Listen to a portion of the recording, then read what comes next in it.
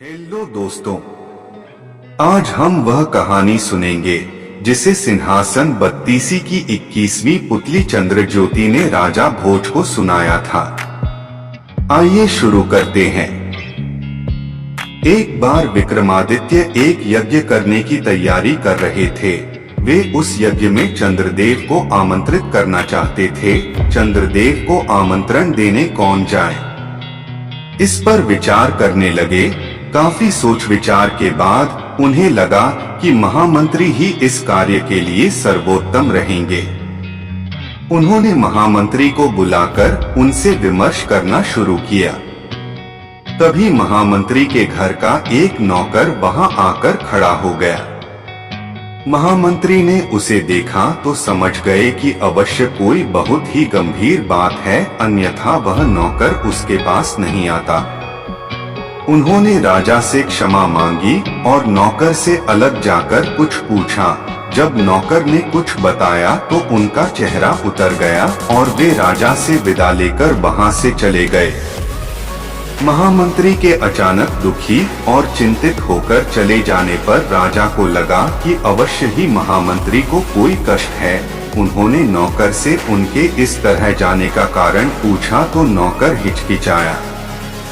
जब राजा ने आदेश दिया तो वह हाथ जोड़कर बोला कि महामंत्री जी ने मुझे आपसे सच्चाई नहीं बताने को कहा था। उन्होंने कहा था कि सच्चाई जानने के बाद राजा का ध्यान बंट जाएगा और जो यज्ञ होने वाला है उसमें व्यवधान होगा। राजा ने कहा कि महामंत्री उनके बड़े ही स्वामी भक्त सेवक हैं और उनका भी कर्तव्य है कि उनके कष्ट का हर संभव निवारण करें। तब नौकर ने बताया कि महामंत्री जी की एकमात्र पुत्री लंबे समय से बीमार है। उन्होंने उसकी बीमारी एक से बढ़कर एक वैद्य को दिखाई, पर कोई भी चिकित्सा कारगर नहीं साबित हुई। दुनिया की हर औषधि उसे दी गई, पर उसकी हालत बिगड़ती ही चली गई। अब उसकी हालत इतनी खराब हो चुकी है कि वह हिलडुल नहीं सकती और मरणासन्न हो गई है।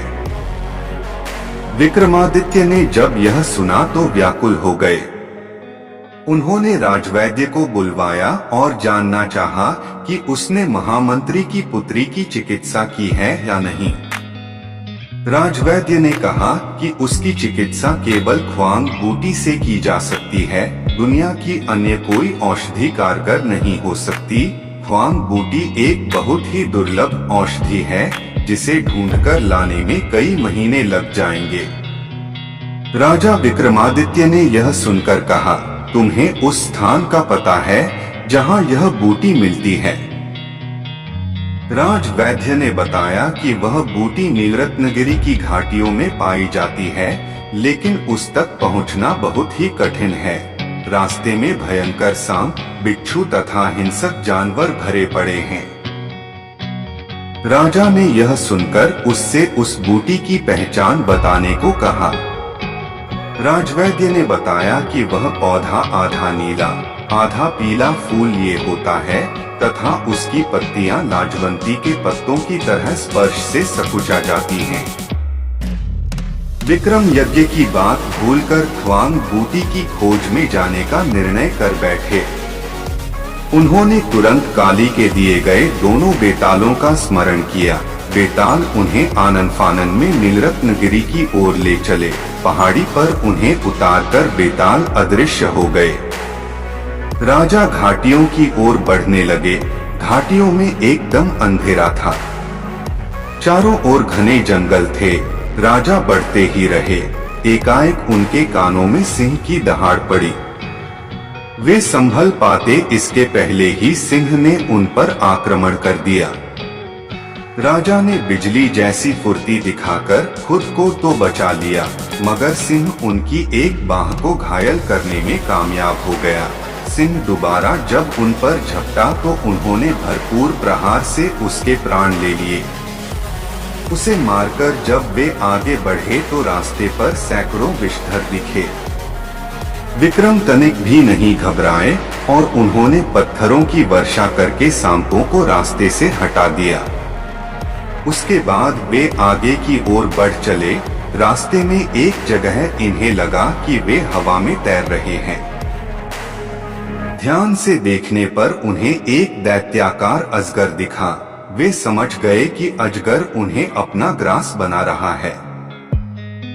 जो ही वे अजगर के पेट में पहुँचे कि उन्होंने अपनी तलवार से अजगर का पेट चीर दिया और बाहर आ गए। तब तक गर्मी और थकान से उनका बुरा हाल हो गया। अंधेरा भी घिर आया था। उन्होंने एक वृक्ष पर चढ़कर विश्राम किया। जो ही सुबह हुई वे ख्वांग बूटी की खोज में इधर उधर घूमने लगे। उसकी खोज में इधर उधर भटकते न जाने कब शाम हो गई और अंधेरा छा गया। अधीर होकर उन्होंने कहा, काश चंद्रदेव मदद करते। इतना कहना था कि मानो चमत्कार हो गया। घाटियों में दूध जैसी चांदनी फैल गई। अंधकार न जाने कहां गायब हो गया। सारी चीजें ऐसी साफ दिखने लगी मानो दिन का उजाला हो। थोड़ी दूर बढ़ने पर ही उन्हें ऐसे पौधे की झाड़ी नजर आई जिस पर आधे नीले आधे पीले फूल लगे थे। उन्होंने पत्तियां छुई तो लाजवंती की तरह सकुचा गईं। उन्हें संशय नहीं रहा। उन्होंने ख्वांग बूटी का बड़ा सा हिस्सा काट लिया। वे बूटी लेकर चलने ही वाले थे कि दिन जैसा उजाला हुआ और चंद्रदेव सशरीर उनके सम्मुख खड़े हुए।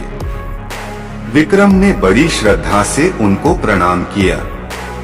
चंद्रदेव ने उन्हें अमृत देते हुए कहा कि अब सिर्फ अमृत ही महामंत्री की पुत्री को जिला सकता है। उनकी परोपकार की भावना से प्रभावित होकर वे खुद अमृत लेकर उपस्थित हुए हैं। उन्होंने जाते जाते विक्रम को समझाया कि उनके सशरीर यज्ञ में उपस्थित होने से विश्व के अन्य भागों में अंधकार फैल जाएगा, इसलिए वे उनसे अपने यज्ञ में उपस्थित होने की प्रार्थना नहीं करें। उन्होंने विक्रम को यज्ञ अच्छी तरह संपन्न कराने का आशीर्वाद दिया और अंतर्ध्यान हो गए। विक्रम ख्वांग बूटी और अमृत लेकर उज्जैन आए। उन्होंने अमृत की बूंदें टपकाकर महामंत्री की बेटी को जीवित किया तथा ख्वांग बूटी को जनहित के लिए रख लिया। चारों ओर उनकी जय जयकार होने लगी। आप इसी तरह कहानी सुनते रहे, खुश रहे और हमारा चैनल जरूर सब्सक्राइब कर ले। धन्यवाद।